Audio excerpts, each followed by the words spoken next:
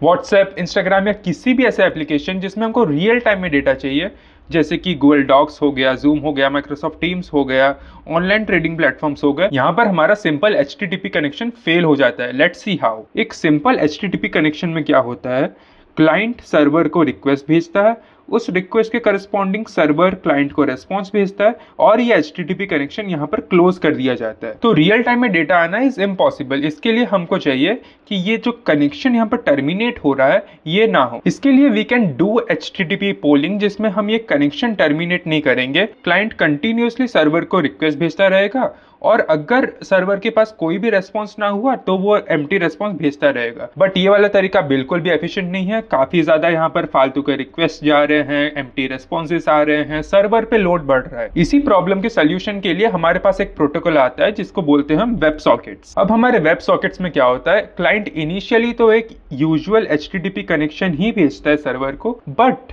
उस रिक्वेस्ट के हेडर में क्लाइंट बोलता है कि अपग्रेड टू वेब सॉकेट्स। तो इस हेडर से हमारे सर्वर को पता चल जाता है कि हमको ये कनेक्शन को अपग्रेड करना है from HTTP to web sockets.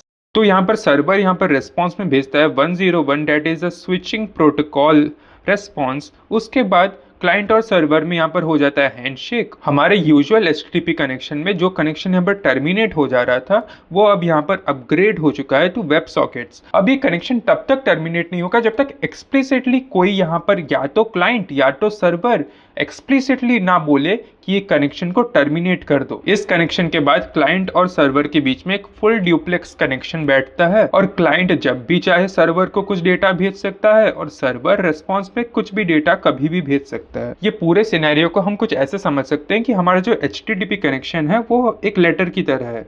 Client letter भेजेगा, सर्वर उसको एक लेटर के फॉर्म में रिस्पॉन्स कर देगा और उसके बाद ये कनेक्शन यहाँ पर ख़त्म हो जाएगा। अब क्लाइंट को फिर से कुछ बोलना है तो वो फिर से एक लेटर भेजेगा, उसके बाद सर्वर रेस्पॉन्स में एक लेटर भेजेगा। और हमारा जो वेब सॉकेट है वो एक फ़ोन कॉल की तरह है। क्लाइंट सर्वर को कॉल करेगा, सर्वर कॉल रिसीव करके रिस्पॉन्स करेगा और कंटिन्यूसली फ्लो ऑफ डेटा चलेगा जब तक क्लाइंट ना कॉल काट दे या तो सर्वर ना कॉल काट दे।